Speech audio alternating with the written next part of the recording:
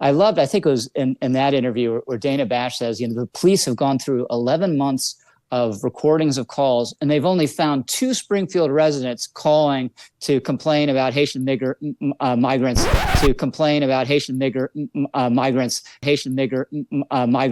Oops. The National Review's Rich Lowry seemed to have stepped in it, and I don't mean goose poop. Let's see if Megyn Kelly wants him to clarify. Taking geese from ponds. Only 2 calls. And I think one lesson of this whole story, people don't care about geese. People really hate geese. They all things considered, yeah. I think people would prefer Haitian migrants to come and take the geese off the golf course, right? So it's pets, yeah. It's the cats and dogs has become the standard. Geese clearly don't matter.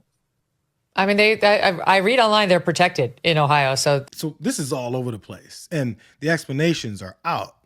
Now that people flagged what many heard as the N-word while describing Haitian folks living in Springfield. It doesn't help that they were talking about the former president and his running mates' relentless commitment to use the city for their racist opposition to them being in America. But still, Megyn Kelly went on the offense when she said this. This is so disgusting and obviously leveled by someone that doesn't know Rich Lowry at all. A finer, more gracious man of character you will never meet. Andy McCarthy went on the explainer route, along with the same customary outrage. Ridiculous. Rich Lowry, not tagged here, obviously got crossed up between immigrants, short I, and migrants, long I, started mispronouncing migrants with short I, instantly corrected himself with no embarrassment because it was patently a mispronunciation. Jeez, everyone. How dare you hear the N-word and have an issue with it? But still, it was an explanation, regardless of the fact that the word sounded like it started with an N. Rich Lowry himself appreciated this same interpretation, and he said, "Yep, this is exactly what happened. I began to mispronounce the word migrants and caught myself halfway through." At this point, it's useless to debate over whether or not Lowry says the word migrants like it's spelled M-I-G-G-E-R. The issue is that it's not too hard to see someone that supports this rabidly bigoted former president saying the N-word, because he says things like this about Haitians that live in Springfield. Maybe Springfield, maybe Aurora, maybe both. We'll go there. I can say this, we will do large deportations from Springfield, Ohio. Large deportations. We're going to get these people out. We're bringing them back to Venezuela. He told Biden he's not accepting anybody back. They moved all their criminals.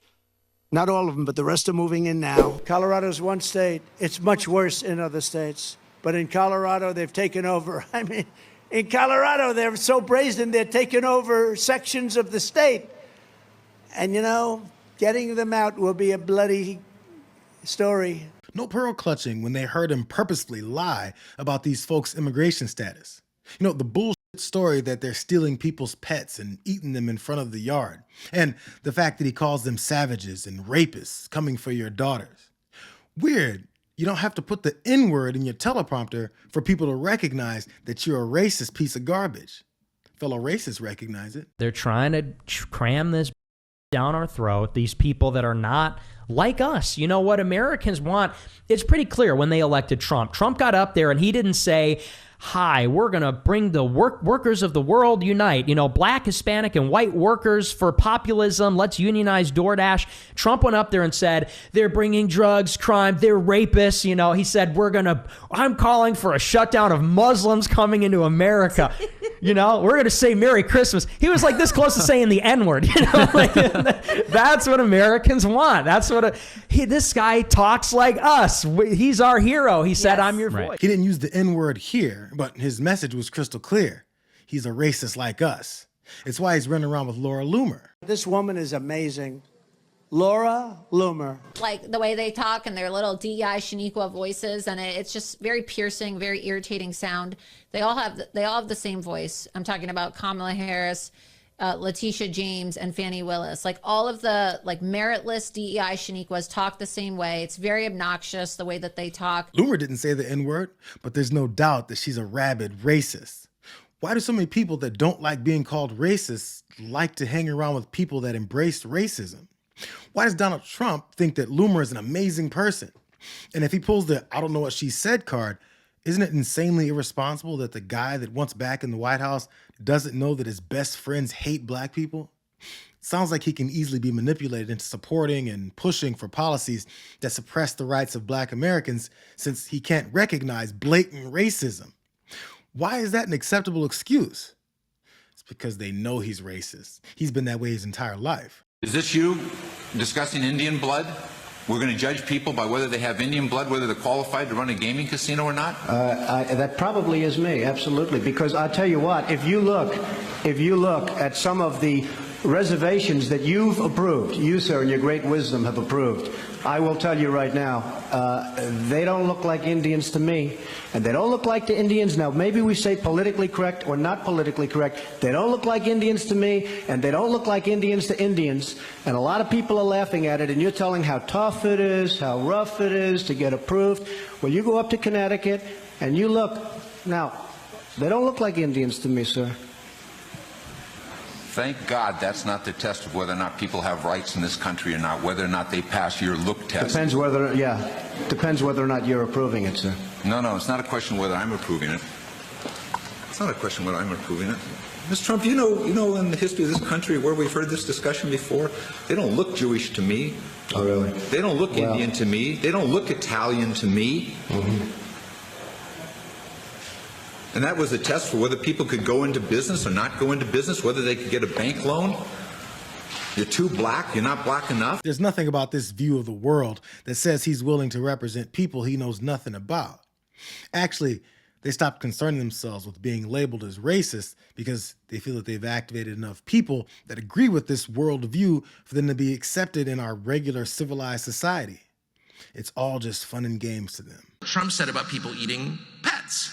And there were two levels on which to enjoy this. Well, the first one, I literally enjoyed it. People were like, I can't believe Donald Trump accused people of eating pets. I was like, I love him. It's just hilarious. Who would ever say that? They're eating all the pets. So great. Thank you, Donald Trump. That was awesome. Because first of all, it makes all the right people mad. Like anyone getting red in the face over pet eating. That's not true. That's never happened. No one's ever eaten a pet.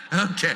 You just outed yourself. You're a liar. So that's the first thing. The second thing is now we're talking about eating pets. And so now that we are, let me just count myself as opposed. Note that if PETA doesn't endorse Trump in the next 24 hours, they're totally fraudulent. I'm serious. People have run for president in this country since the 1780s. Has any presidential candidate ever taken an unequivocal stand against pet eating? None. PETA's been waiting its entire life for this, and they still won't endorse. This has to be the biggest gaslighting campaign of all time. The race baiting is undeniably shouted in front of cameras and microphones, but the shame is supposed to reside with the people calling it out. We're in the middle of a reality that shuns those in favor of equality and decency.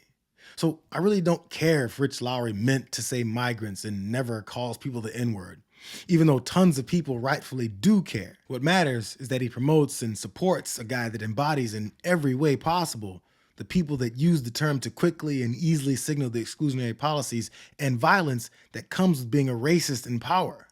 He can't do it alone, and excusing his obvious belief system normalizes exactly what these supporters claim to be outraged by. Well, first, let me just start by saying straight up that what Trump said on that stage about Haitian migrant families is a racist lie. And it is a dangerous one at that. It is dehumanizing. It puts Haitians at risk. And he said it on purpose. They don't operate in reality. Donald Trump and J.D. Vance operate in delusion, and they operate in distraction and deflection from their dangerous and deeply unpopular policies. So they would rather traffic in hate and racism and put people at real risk.